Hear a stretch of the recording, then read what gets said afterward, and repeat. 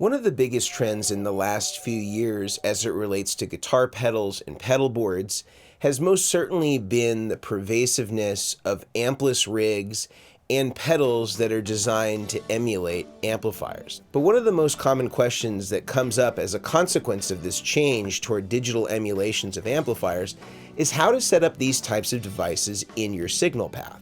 The types of setups that we're going to talk about today include mono and stereo setups, also how to do a wet-dry or wet-dry-wet setup using these, and also how you might simulate what would be considered a 4-cable method. Now, I think the first most common way that we might see people using a ampless sort of setup would be in just a straight-ahead mono context. This could be if you have just a mono PA in whatever the venue is that you're playing, and you want to take one of these amplifier simulations in order to facilitate that. For the purposes of this example, let's go with something that is a new fan favorite, the UA Dream, which is representing a 1965 deluxe reverb. So today I'm going to set up a fictitious signal path, presuming that, again, everything is in mono and that we're all running in front of the amplifier like you normally would with a normal deluxe reverb. I'm going to try to use as generalized of terms and sort of pedal food groups as possible, so it sort of is a catch-all for most of our pedals that we might incorporate.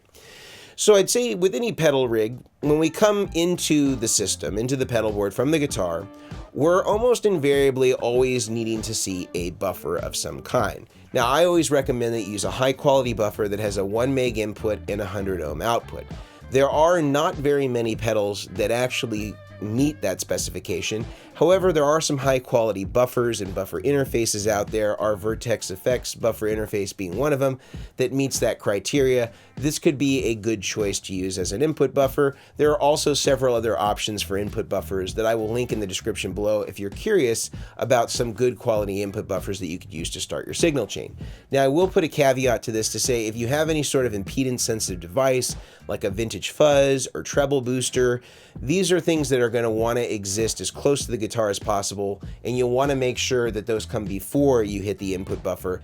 So after the input buffer and any of the impedance-sensitive devices, you generally want to hit a tuner right after that. The first pedals you then want to go into in your signal path, I consider to be the dynamic pedals. These are pedals that are relying on your dynamics to do whatever the function is that they're doing. These could be filter effects, these could be wahs, these could be things like compressors. These are all going to be into this kind of first category of devices that you want to feed into.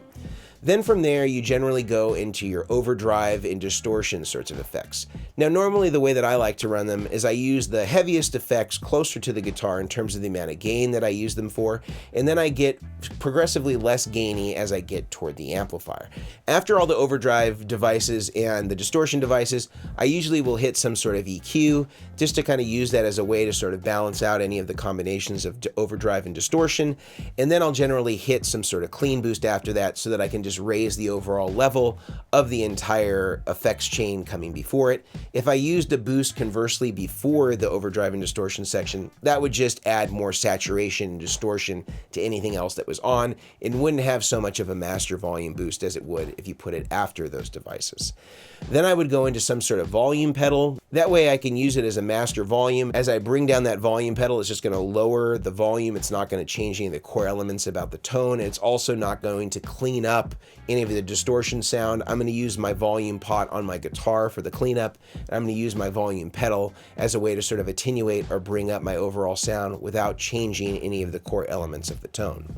Following the volume pedal, I'm then going to go into all my modulation and time-based stuff. That typically would constitute things like chorus, tremolo.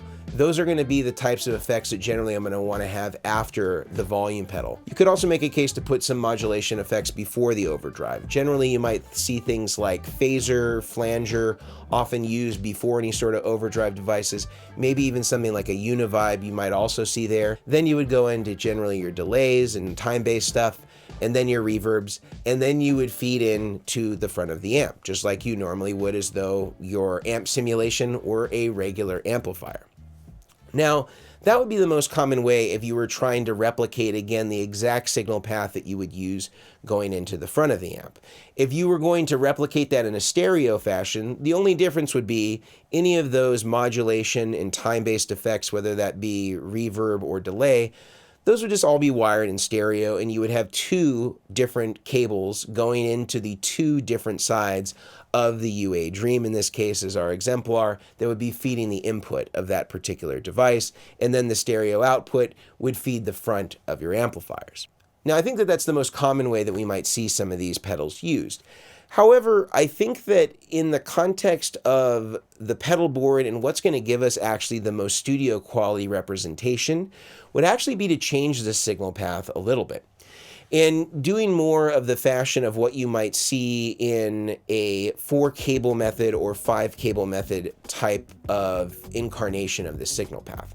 Now again, there is no effects loop on the UA Dream, but the closest way to approximate what the effects loop might do in terms of its separation of effects from the preamp and the power amp is after you go to your last dry device, which in this case, in this kind of fictitious signal path, might be the boost. We would then go into the input of the UA Dream directly after the boost in mono. You would then feed your volume pedal and then all of your stereo effects, modulation, delays, reverbs, and then those would then feed the mixing board or your PA. This will then in essence put all of your wet effects after the amplifier. I think those are the easiest adaptations to take an existing rig that you have that's either wired in mono or stereo and just kind of substitute the placement of your amp simulation to get a little bit more pleasing and a little bit more control over those modulation, delay, and reverb effects where they're not going to be hitting the front end of your UA Dream and just giving you a little bit more studio quality separation between the dry effects and the wet effects. But what if you want to do something a little bit more complicated and run a wet, dry, wet style rig using the UA Dream? How might this be different? Well, everything from where the guitar starts until again the dry section will remain absolutely the same. So after again the boost, you're going to go in mono into that UA Dream. And now you have the stereo out of the UA Dream, but we're not going to use the stereo out of that to go stereo into your volume pedal or any of your modulation effects. We're going to use one of the channels to feed the volume pedal and then the front of the amp. So you have a way to still attenuate everything related to the dry effects. The other side, the other output, is then going to feed those modulation, delay, and reverb effects. So you're using one output to again feed the dry, the first channel of your mixer, let's say the dry channel, and then the other side is going to feed the wet effects. And if this is in stereo to the wet effects, those are going to be all stereo effects. They're going to have their own two channels to be feeding to the mixer. So you're going to have a dedicated channel for dry, a dedicated channel for your wet left, and a dedicated channel for your wet right. And this will give you the semblance of a wet, dry, wet rig using just your UA Dream or whatever the amplifier simulation of your choice is, whether you're talking about a Strymon Iridium, whether you're talking about a Walrus ACS1, any of the offerings from UA as far as amp simulations, whether that's the Ruby or the Woodrow. This is exactly the way that I would do it. Now, one other thing that I think is important to mention as it relates to these types of pedal-based amplifier simulations.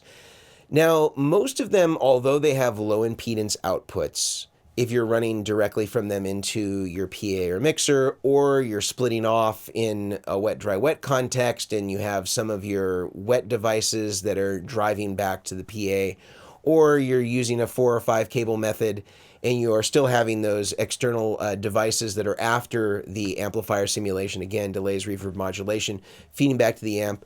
There are often some additional effects or additional hardware that may be needed in order to facilitate this with the best possible sound. And what I'm talking about here is using some sort of DI in order to convert the unbalanced signal that's coming out of these amplifier sims or the other external pedals that come after it, and making sure that they're converted to balance so that they can be driven long ways away from where the pedal board is, all the way back to your PA or your mixer, which rarely is right in front of you if you're on a stage. Now, there are a couple of great products that can help facilitate this. One of my favorite ones on the market right now is brand new from our friends over at Goodwood, which is called the Long Line. And this is a really great device if you're using any sort of stereo output. You want to be able to convert that from a unbalanced signal like it is from a guitar pedal, convert it to balance, and allow it to be able to be driven for long lines without any loss. This can be a great thing to implement at the end of your stereo or mono signal on the wet side, or on the dry side. So if you enjoyed this video as it relates to signal paths and Ampless rigs, I hope that you'll give us a like, that you will subscribe if you're not already, and make sure that you're checking that you're subscribed, because only about 30% of people that watch our videos every week are actually subscribed to the channel, and many believe that they are. So double check that. It goes a long way in helping us and the channel. Also, if you want to continue to support what we're doing here on the channel, an easy way to do that is go over and check out our podcast. We have a weekly podcast that I do with Grant Klassen from Goodwood Audio and Brian O'Million from O'Million Audio. We have a roundtable discussion about pedalboard, gear, and tone. And if you like this channel, I think you're really going to dig the podcast. It comes out on all the common podcatchers, in addition to being streamed live on YouTube every single Monday. Also, if you're interested in supporting us, of course, head over to vertexeffects.com. Check out some of our pedal and pedalboard offerings.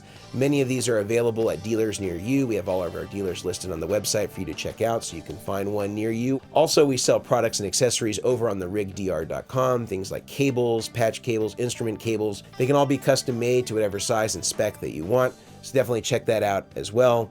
And until next time, I'm Mason Marangella from Vertex Effects, aka the Rig Doctor. And again, those were some signal path options in the best way that I believe to set up your Ampless rig in order to get the best possible tone, whether again that be mono, stereo, a 4 or 5 cable method version, or a wet, dry, wet version. See you next time.